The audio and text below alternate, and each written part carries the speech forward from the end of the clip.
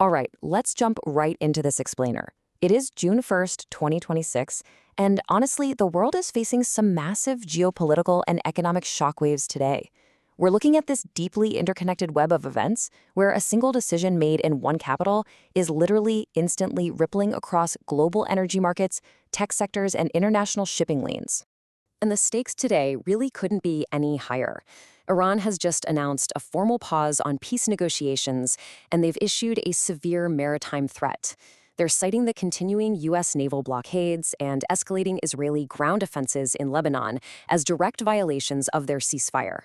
So as a result, Tehran and its axis of resistance allies are threatening to completely choke off two of the absolute most critical energy and trade arteries on the planet, the Strait of Hormuz and the Strait of Mandeb. To actually make sense of how all these global events connect, we're going to map out the ripple effects across five specific areas: Middle East flashpoints, escalation in Europe, economic shocks and booms, global tragedies, and finally, tech regulation and policy. Starting with Section 1, Middle East flashpoints, covering the diplomatic freeze and naval threats. We really have to start at the epicenter of today's global anxiety, which is the rapidly shifting dynamics in the Middle East. We are watching rapid-fire geopolitical chess happen in real time right now. First, you've got the fragile diplomatic path to ending the US-Iran war taking a massive blow, with Iran pausing those peace talks. But then, in direct contradiction, President Donald Trump insists that ceasefire negotiations are actually still ongoing behind the scenes, though he did confirm the aggressive U.S. naval blockade that's choking Iranian trade is going to remain firmly in place. Meanwhile, the military reality on the ground is just incredibly volatile. U.S. Central Command intercepted two Iranian ballistic missiles aimed at an American military base in Kuwait. The Islamic Revolutionary Guard Corps claims that launch was retaliation for an earlier American operation. And yet, right in the middle of all this escalation, we're seeing a really surprising de-escalation over in Lebanon. Following pressure from the U.S. and a direct call between President Trump and Israeli Prime Minister Benjamin Netanyahu, Israel and Hezbollah have actually agreed to a mutual cessation of attacks. But amidst all this chaos, it's fascinating to see how global trade is being surgically carved up. Even while threatening a total blockade, Iranian President Masoud Pezeshkian announced a highly specific exception. Ships flying Japanese flags will be permitted safe passage through the Strait of Hormuz. On top of that, Iran just set up a joint maritime traffic management protocol with Oman, basically declaring that only those two nations hold legitimate sovereignty over the waterway. It's this incredibly calculated strategy of keeping targeted economic relationships alive while putting maximum pressure on absolutely everyone else. Let's move on to Section 2, escalation in Europe, focusing on seizures and strikes, because this is building into even further systemic shockwaves. In a really stark escalation of European-Russian tensions, the French military, and they were backed by a British Royal Navy warship, intercepted and seized a Russian Shadow Fleet oil tanker in international waters out in the Atlantic Ocean. Russia's response? Immediate and furious. They completely condemned the deployment, labeling the seizure as illegal and bordering on, quote, international piracy.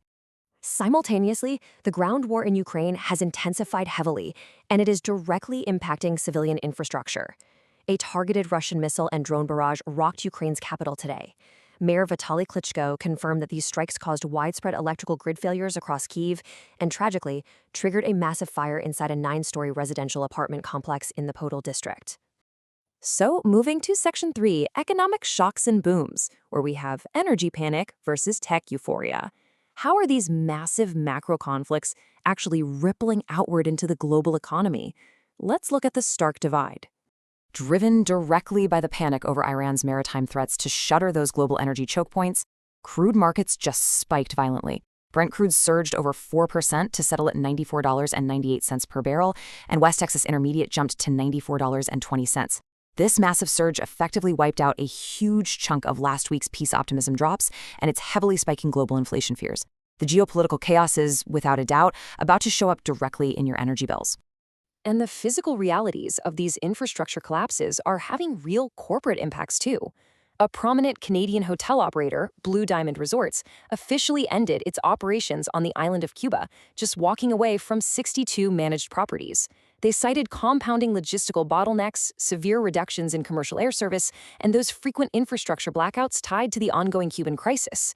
It just perfectly illustrates how systemic physical fragility makes commercial operations practically impossible.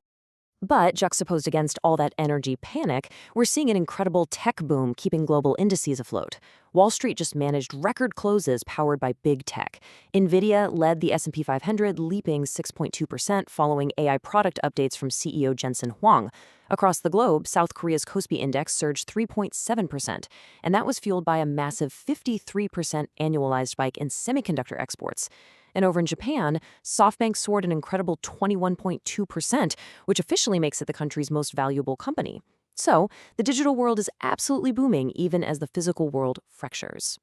Now, taking a brief step back for Section 4, global tragedies. Amidst the high-level geopolitics and massive market swings, we really must respectfully pause to cover the stark human toll reported across the globe today. These distinct, highly localized tragedies remind us of the persistent vulnerabilities in industrial safety, infrastructure, and routine military operations. Over in Daejeon, South Korea, emergency officials are currently investigating a catastrophic industrial explosion at an aerospace manufacturing facility owned by the Hanwha Group. That incident killed 5 employees and left 2 others with severe injuries. Meanwhile, in the Philippines, rescue teams in Angeles City recovered more bodies from a 9-story residential building that collapsed last week. That brings the confirmed death toll to 17, with 3 people still missing. And finally, the UK Ministry of Defence confirmed the tragic loss of a British Army service member following a fatal accident during a routine tactical military training exercise in northern Iraq. Which brings us to our final section, number 5, tech regulation and policy, or really controlling the chaos. How exactly are governments attempting to manage the complexities of this modern era? Well, we are seeing some completely unprecedented legal maneuvers right now as states and nations aggressively target the tech industry's massive expansion. In the U.S., Florida Attorney General James Youthmere just filed a landmark formal state lawsuit against OpenAI and its CEO Sam Altman. The state is accusing the firm and its ChatGPT platform of deceptively prioritizing commercial profit margins over public safety standards. Meanwhile, looking at a national level, Malaysia has just enacted a sweeping youth safety law that legally bans children under the age of 16 from even utilizing social media platforms.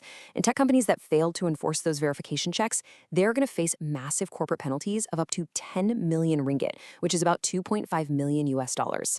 Governments are actively stepping in to put guardrails on this digital expansion. It's a fascinating contradiction, isn't it? And it leaves us with a really crucial question to consider as we wrap up this explainer. As geopolitical volatility drives real-world energy chaos, while tech markets simultaneously experience these unprecedented booms, how will global leaders balance regulating our digital future while managing the very real, very physical conflicts of today? It's a lot to process. Thank you so much for exploring these complex dynamics with me, and definitely keep this question in mind as we watch these events continue to unfold.